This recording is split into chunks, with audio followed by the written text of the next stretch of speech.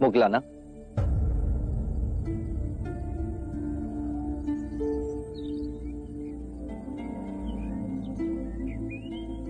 इस विषाद का कारण? कई रात्रियों से पूर्ण ध्यान में मेरे विचार मेरी माता की ओर चले जाते। जब मैं बच्चा था तब जाने अनजाने में मैंने उसे कष्ट पहुंचा, परंतु मेरे विषाद का कारण ये नहीं है उसके जीते जी मैं कुछ न कर सका, परंतु उसकी मृत्यु के बाद कुछ कर सकूं ताकि उसकी आत्मा को शांति आए। हर बार मैं ध्यान में देखता हूं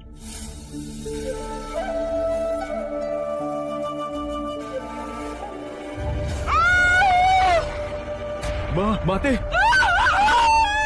इस दृष्टांत ने मुझे बहुत व्यथित कर रखा है बुद्ध। इसका क्या अर्थ है? मुगलाना, जब तुम्हारी माताश्री जीवित थी तो क्या उन्होंने बुरे कृत्य किए? वचन से, कर्म से, विचारों ने। मेरी माता ने सिर्फ कांटे ही बोए। मैं अपनी माता के दुष्परिणामों को कैसे पलट सकता हूं? जैसी भी थी तो मां ही। मैं उस मां के ऋण को कैसे चुकाऊं? अपनी करुणा से मुझे कोई राह दिखाइए। तुम्हारी माता के दुष्प्रवृत्तियों की बात थी, उनके प्रति तुम्हारा स्नेह देखकर मैं अति प्रसन्न हुआ मुगलाना। माता पिता का ऋण तो आकाश के समान है, दिन हो या रात, हर मनुष्य को उस ऋण का सदैव स्मरण होना चाहिए। माता पिता को सच्ची श्रद्धांजलि है कि अपने जीवन को आनंद और संस्कार से जियो, सत्कर्म करो और अपने पुण्यों को माता पिता को समर्पित कर दो। तुम्हारा जीवन तो ऐसा ही है मुगलाना। तुम सेवा, समर्पण, शांति का आदर्श जीवन जी रहे हो। यदि तुम अपने पुण्यों को अपने माता पिता को समर्पित करोगे तो उनके पाप भी कम हो जाएंगे। धन्य हुआ मैं। पवर्ण दिवस पर तुम और संघ के सभी भिक्षु तुम्हारी माता के रूपांतरण के लिए प्रार्थना समर्पित करेंगे। गहन ध्यान और शुद्ध मन से की गई प्रार्थना में बहुत शक्ति है मुगलाना। वो तुम्हारी माता के सभी पापों को गला देगी, उन्हें धर्म की राह पर ले आएगी। हम एक मुक्ति समारोह करेंगे जहां संघ के सभी भिक्षु अपने माता पिता के रूपांतरण के लिए प्रार्थना करेंगे, चाहे वो जीवित हो या मृतक। करुणा के सागर है, सबके लिए निरंतर चिंतन। एक दिया असंख्य दियों को प्रज्वलित करता है मुगलाना। उससे दीपक का प्रकाश घटता नहीं अपितु और बढ़ता है। आनंद बांटने से बढ़ता है।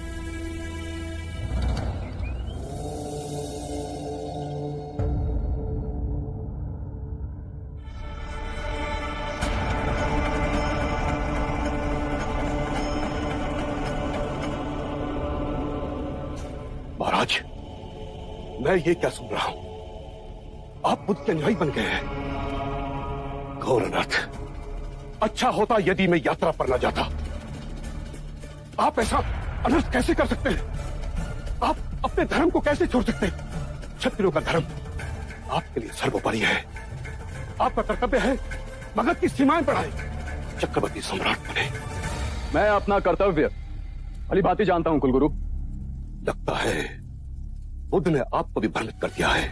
सम्मोहन शक्ति है उसके पास। आपके पिता की तरह आपको भी भ्रमित कर रहा है। कृपया कर बुद्ध पर झूठे लांछन ना लगाएं। महाराज, मैं सत्य कह रहा हूं। बुद्ध ने केवल ऐसी बातें कही हैं जिससे अनेकों प्रश्न उठ रहे हैं, परंतु उत्तर नहीं मिला।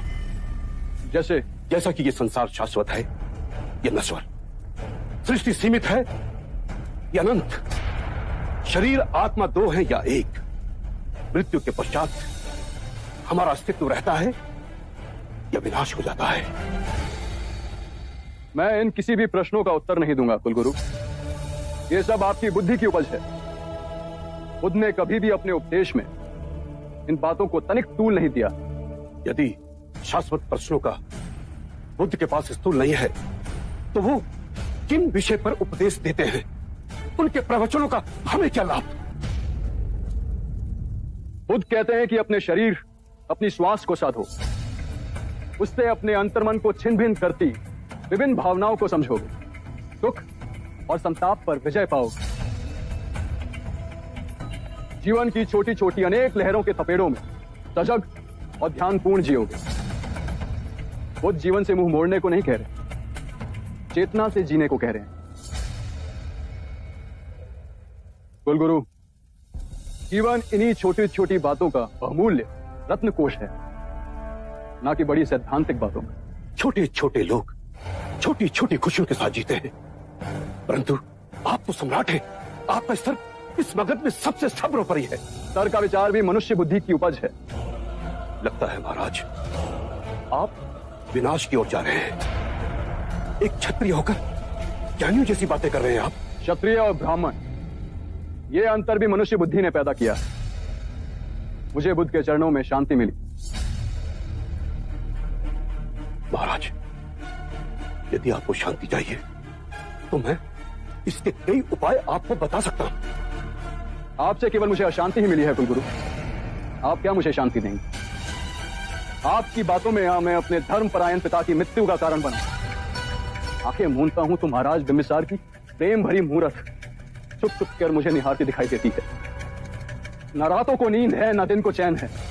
क्षमा करिए महाराज, एक ब्राह्मण हूं, सत्य कहने से संकोच नहीं करूंगा। इस विषाद का कारण पितृ हत्या का पछतावा नहीं, अम्रपाली के भिक्षुणी बनने का आघात पहुंचा है आपको। कुलगुरु,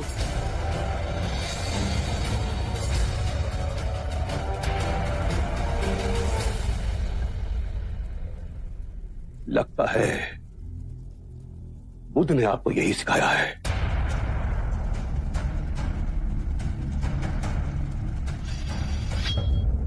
मगध के लोगों को आपसे बहुत सारी आशाएं थी, परंतु आप हमारा ही दमन कर रहे हैं। चलिए ऐसा ही सही, हम इसके लिए भी तैयार हैं।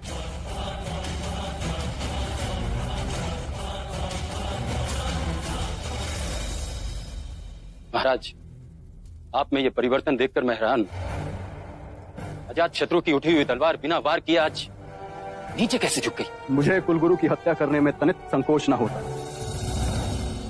किंतु यदि ऐसा करता तो मेरे गुरु बुद्ध का अपमान होता।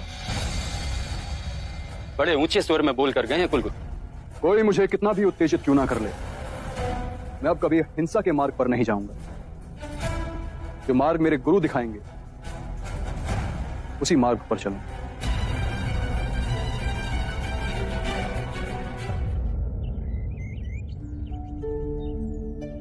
बुद्ध, प्रणाम। आपके परम भक्त सुदत की पत्नी पुण्यलक्ष्मी आई है। क्या हुआ भय? और सुदत कैसा है? प्रभु, आपके परम सेवक सुदत अब अपनी अंतिम सांसें गिन रहे हैं। मृत्यु के भयंकर क्षणों में उनका मन केवल आपकी ओर मुड़ रहा है। कृपा करें प्रभु, कृपा करें। हम तो सांसारिक हैं, किंतु मेरे स्वामी ने आपकी सेवा में सदैव अपने आप को न्यौछावर किया है। उनको अंतिम सांसों में अपने दर्शन दीजिए प्रभु, अपने दर्शन दीजिए।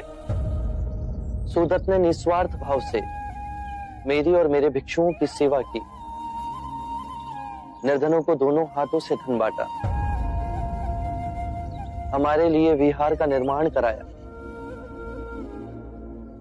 ऐसे दिव्य व्यक्ति के दर्शन पाने को मैं स्वयं जाऊंगा। वो आएंगे ना? मेरे प्राण छटपटा रहे उनके एक दर्शन के लिए।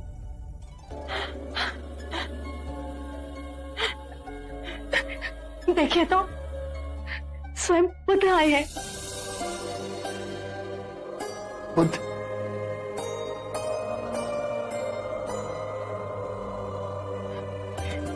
आप आ गए।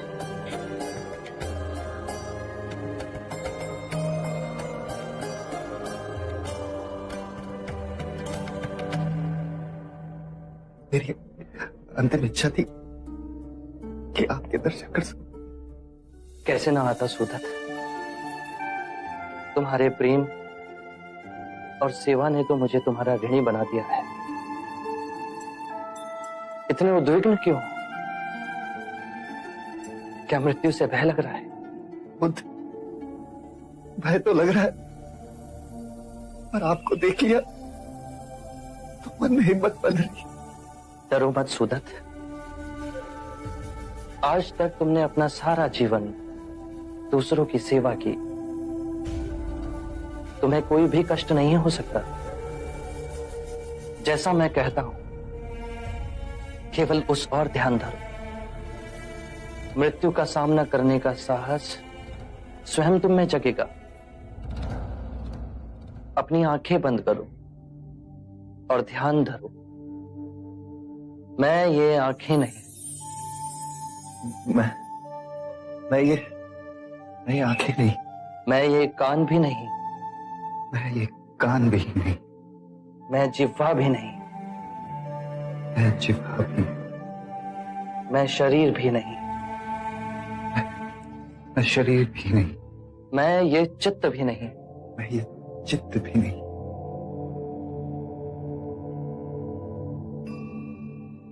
ध्यान नहीं लग रहा?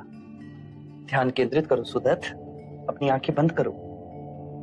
जो मैं देखता हूं वो मैं नहीं, जो मैं सुनता हूं वो मैं नहीं, जो गंध आ रही है वो मैं नहीं, जो स्वाद, स्पर्श, विचार उठ रहे हैं उन सब में भी मैं नहीं। जो मैं देखता हूं वो मैं नहीं, जो मैं सुनता हूं वो भी मैं नहीं, जो गंध आ रही है वो भी मैं नहीं, जो स्वाद, स्पर्श और विचार उन सब में मैं नहीं। मैं ये दृष्टि नहीं, ध्वनि नहीं, सुगंध नहीं, विचार नहीं, स्वाद नहीं, मन नहीं, सुगंध नहीं, स्पर्श नहीं, मन नहीं। आगे बोलिए बुद्ध। मैं पृथ्वी तत्व नहीं, मैं आकाश भी नहीं, मैं वायु भी नहीं, मैं जल भी नहीं, चेतना तत्व में भी मैं नहीं। कोई तत्व मुझे जकड़ नहीं सकता। जन्म और मृत्यु मुझे छू नहीं सकती। जन्म और मृत्यु मुझे छू नहीं सकते। मैं मुस्कुराता हूं क्योंकि ना मैं जन्मा हूं, ना ही मैं मर सकता हूं। ना जन्म ने मुझे जीवन दिया और ना ही मृत्यु मेरा जीवन मुझसे छीन सकती। जन्म और मृत्यु पर मेरा अस्तित्व ना निर्भर था, ना निर्भर है। क्या हुआ सुदित? ध्यान नहीं लग रहा?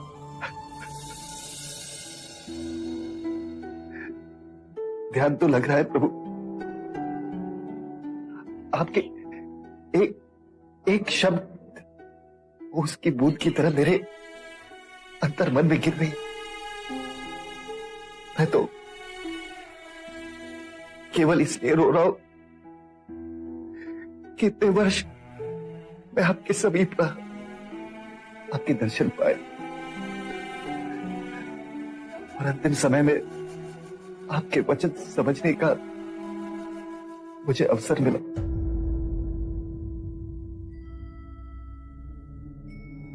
धन्य है बुद्ध, धन्य है आप। आपने मृत्यु के भय से, इसलिए मेरे प्राणों को जकड़ लिया था, उसे मिटा दी। अब इस संसार से विदा होते हुए आखिरी क्षण तक मैं केवल आपको देखना चाहता हूं।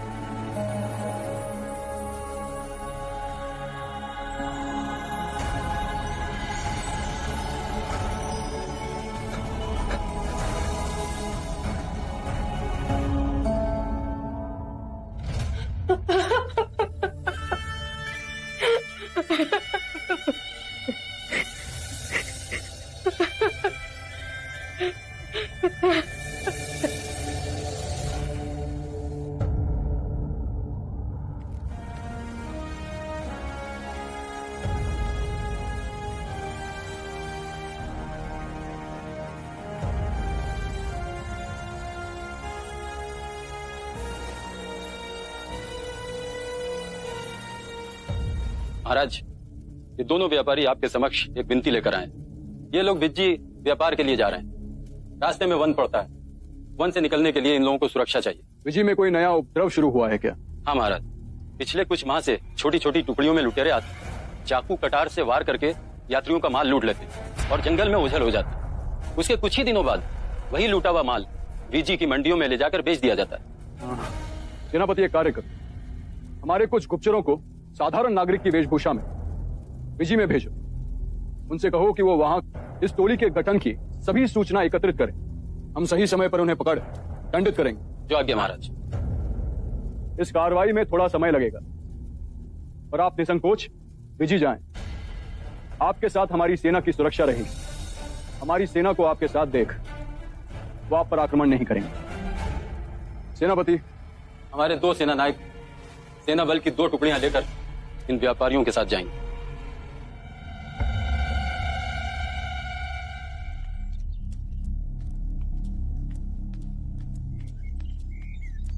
मित्र, हम ये सोच रहे थे कि हमने ये क्या जीवन पाया है। एक सेना नायक होने का अर्थ होता है देश की रक्षा के नाम पर मानव हत्या करें। आपने मेरे मुंह की बात छीनी। महाराज अजात शत्रु का अनुमान गलत है। विजी के लुटेरे बहुत बेधड़क हैं। वो हमें देखकर भय से डरकर भाग नहीं जाएंगे। वो अपनी सत्ता जमाने के लिए हमसे युद्ध लड़ेंगे और हमें ना चाहते हुए उनका वध करना पड़ेगा। इसके पश्चात ये व्यापारी धन कमाने के लिए जुट जाएंगे और मानव हत्या के पाप का बोझ ढोने के लिए हमें छोड़ दिया जाएगा। सत्य कहा आपने मित्र। अब हमें ये पाप का बोझ उठा के लगता है पूरा जीवन व्यतीत करना पड़ेगा। मृत्यु के पश्चात हमें स्वर्ग नहीं नर्क मिलेगा। महाराज ने तो मुक्ति का मार्ग खोज लिया है और स्वयं बुद्ध के अनुयायी बन बैठे।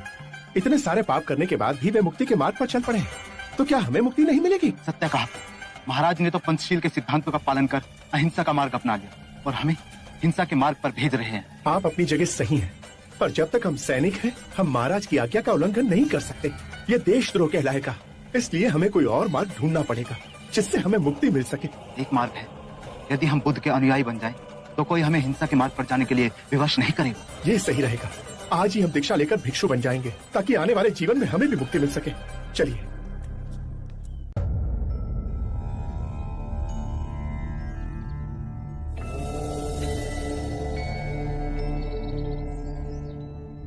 क्या हुआ सरिपुत्र? क्या मैं चिंता का कारण जान सकता हूं? बुद्ध, मेरी मां बहुत दिनों से अस्वस्थ है। मेरे गांव नाला में उसकी देखभाल करने वाला कोई नहीं। यदि आप आज्ञा दें तो। इसमें आज्ञा कैसी सरिपुत्र? मां की सेवा से उत्तम कोई और कार्य नहीं। सेवा भी एक विशेष अवसर है सरिपुत्र। यदि सच्चे हृदय से सेवा की जाए तो उसमें भी ध्यान साधा जा सकता है। कोई वचन जिससे मेरी मां को शांति मिले? मन और शरीर के स्वास्थ्य का रहस्य है कि जो बीत गया उसका ना शोक मन में हो और ना ही आने वाले कल की चिंता। जिस क्षण में हो, जो क्षण तुम्हें मिला है, जो तुम्हारे समक्ष है, उसी क्षण को पूर्ण ध्यान पूर्वक और पूर्ण समझ द्वारा जी लो।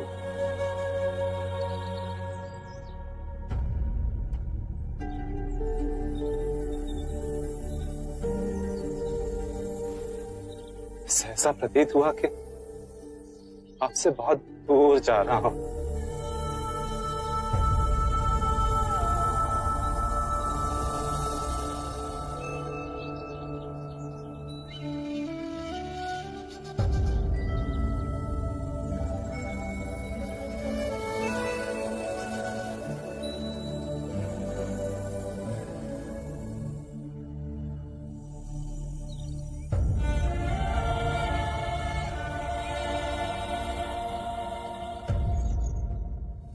सब अपनी चिंता, व्यथा, शोक ले आपके पास आते हैं।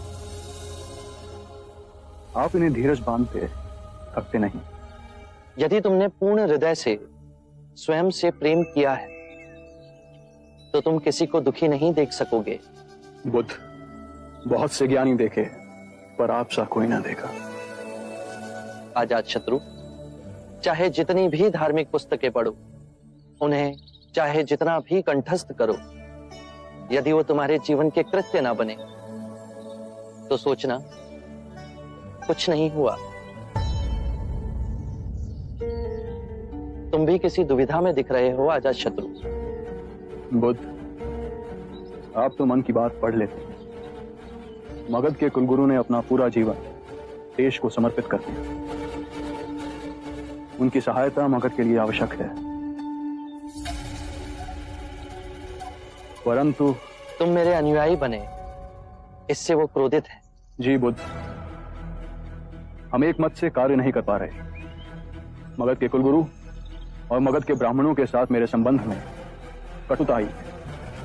ये मतभेद बढ़ते गए तो दो पातों की लड़ाई में मगध की प्रजा व्यर्थ ही पिस जाएगी। यदि तुम्हारे अंतर में मतभेद को मिटाने की आस्था है तो मेरे पास एक उपाय है अजातशत्रु। कृपया बताएं। पहला, दोनों पक्ष आमने सामने बैठ सबके समक्ष ये बताएं कि विवाद क्या है। दूसरा, याद करें जब द्वंद्व उठा तो वो शुरू कहां से हुआ था, और दोनों ही पक्ष ध्यान में जा उन बातों को याद करें और फिर शांति से एक दूसरे को सुनाएं। तीसरा, हाथ नहीं मन के भाव उपजें कि इस झगड़े को कैसे समाप्त किया जाए। चौथा, यदि कोई भूल हुई है तो सर्वप्रथम स्वयं की भूल को स्वीकार कर खुद को क्षमा करें। अपनी भूल स्वीकारने से हम दूसरों को समझने की चेष्टा में पहला पग उठाते हैं। सत्य कहा बुद्ध। 5, जो भी निर्णय लिया जाए वो सर्वमाननीय हो, उसे सबके समक्ष 3 बार पढ़ा जाए। यदि कोई भी व्यक्ति आपत्ति के लिए हाथ ना उठाए तो उसे अंतिम निर्णय समझा जाए। 6, जो सर्वमाननीय है उस पर दोनों पक्ष पूर्ण मन से चल एक दूसरे से मैत्री करें। 7वां, जब हमारे कपिलवस्तु में किसानों में झगड़ा होता है तो उनमें जो सबसे वृद्ध किसान है, जिसका सब सम्मान करते हैं, आदर करते हैं, वो कहता है शत्रुता समाप्त करो, मिट्टी डालो, पुआल डालो। ये बहुत सूचक है अजातशत्रु। मिट्टी डालने से अग्नि बुझती है, कीचड़ पर पुआल डाल उस पे चल रास्ता बनाया जा सकता है। एक दूसरे के समीप आने का कितना सुंदर उदाहरण है ये। बुद्ध, आपके ये सूत्र विश्व में शांति की क्रांति लाएंगे। जब जब धर्म का विघटन होगा, जब जब दो पक्षों के हृदय में दीवार खड़ी होगी, आपके ये वचन उस दीवार को ढहा देंगे। मैत्री और सामंजस्य विकसित होगा।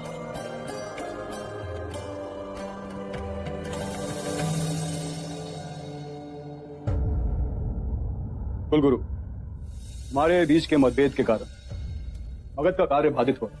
यदि हम प्रेम पूर्वक अपने मतभेद को दूर कर लें तो सबका भला हो। महाराज, मैं हृदय से आपकी भावनाओं का सम्मान करता हूं। इन मतभेदों को दूर करने के लिए हम 7 नियमों का पालन करेंगे। 7 पग हैं जिन्हें हम मिलकर उठाएं तो सभी समस्या का समाधान हो सकता है। पहला पग है, परंतु महाराज, ये 7 नियम किसने बनाए हैं? स्वयं बुद्ध ने। क्या बुद्ध ने? किंतु महाराज, हम बुद्ध के बनाए नियमों को क्यों माने? क्या वो कोई न्यायाधीश है? ये तो हद हो गई, हद हो गई ये तो। महाराज, यदि हम बुद्ध के बनाए हुए नियमों का पालन करेंगे तो हमें और बुद्ध के अनुयायियों में क्या अंतर रहेगा? यही अंतर तो दूर करना। महाराज, बुद्ध ने जो परम सत्य का मार्ग पाया, उसकी मूल जड़ में हम ब्राह्मणों का खंडन है। वो हमारी भावनाओं का अनादर करता है, वो हमारी संस्कृति का आदर नहीं करता है। फिर वो तटस्थ नियम कैसे बना सकता है? बहुत बड़ी भूल कर रहे हैं आप। बुद्ध ने कभी भी ब्राह्मणों के लिए कोई अपशब्द नहीं कहे। अंधों की पट्टी पहना जिस जनमानस को वर्षों से ठगा गया, केवल उसकी आंखों से अज्ञान की पट्टी उतारी। मनुष्य द्वारा निर्मित अंतर और भेदभाव जिसकी आड़ में मानव ने मानव का शोषण किया, उसे मिटाया है। यही परम सत्य है। आप सब धन और ऐश्वर्य में जी रहे हैं, इससे पहले कि आप बुद्ध की गरिमा पर उंगली उठाएं, मैं आपको यह बता दूं कि मैंने स्वयं अपना राज मुकुट बुद्ध के चरणों में रखा था, किंतु बुद्ध ने वो भी लौटा दिया।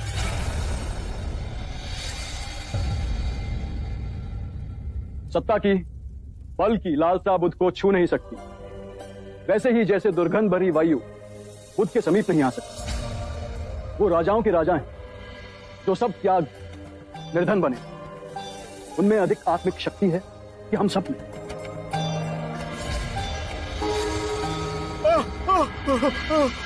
दुहाई हो महाराज, दुहाई हो, आपने हमें वचन दिया, हमारी रक्षा न की महाराज। व्यापार के लिए वीजी जाते हुए हमें लूटा गया, हमें मारा और जख्मी भी किया गया महाराज।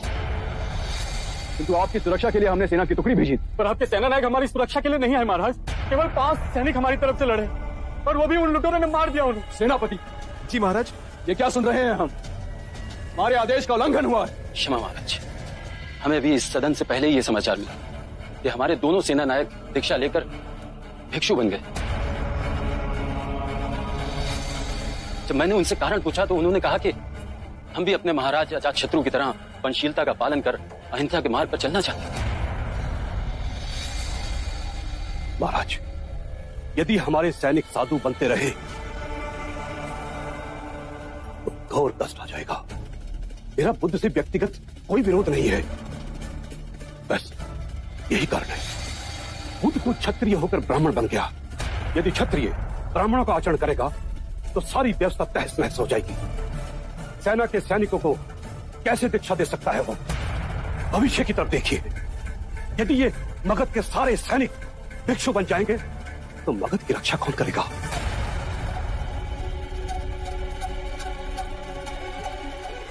गुरुदेव, कुलगुरु का कथन चिंता योग्य है।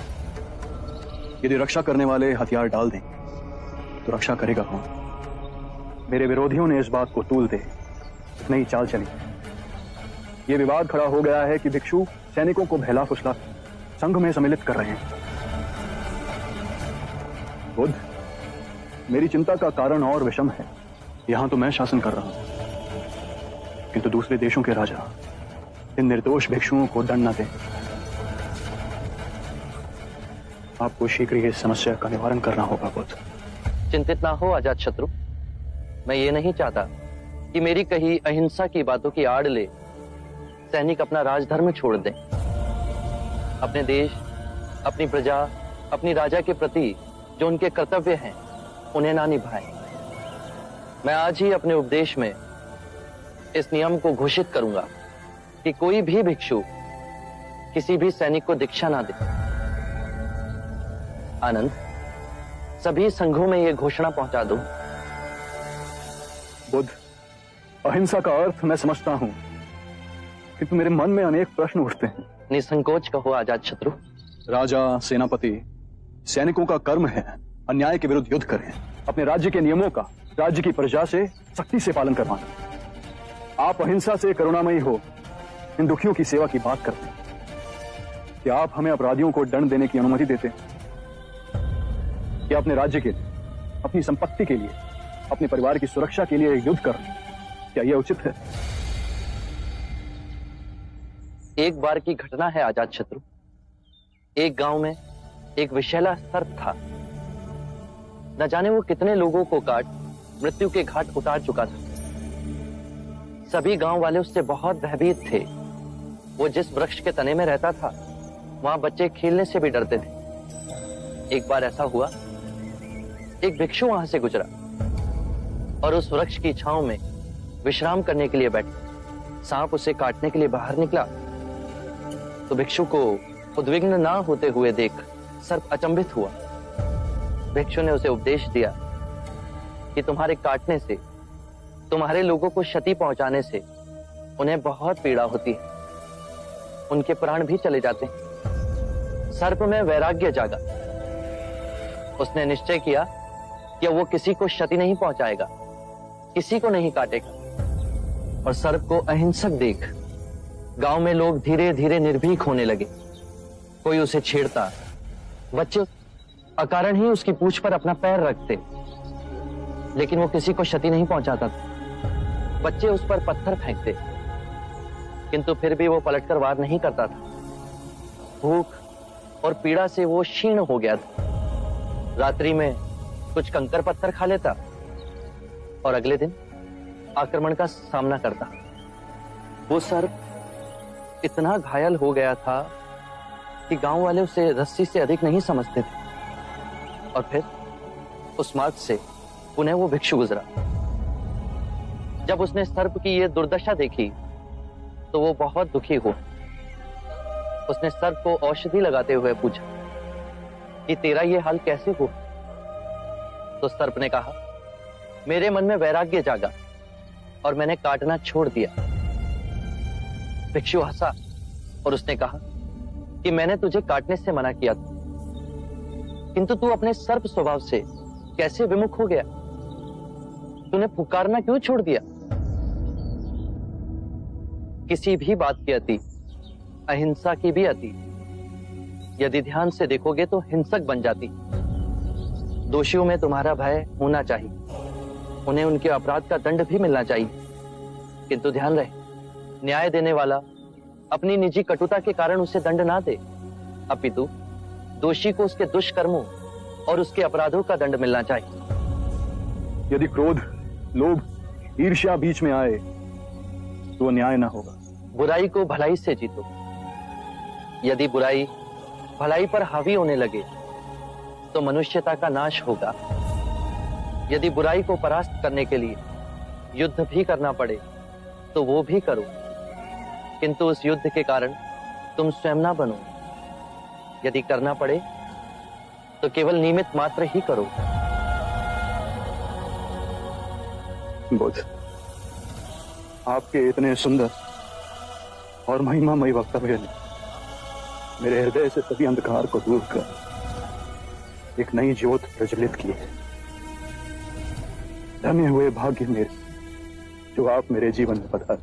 आरंभ हो गई निर्वाण प्रथा, सुनो सुनो ये बुद्ध कथा।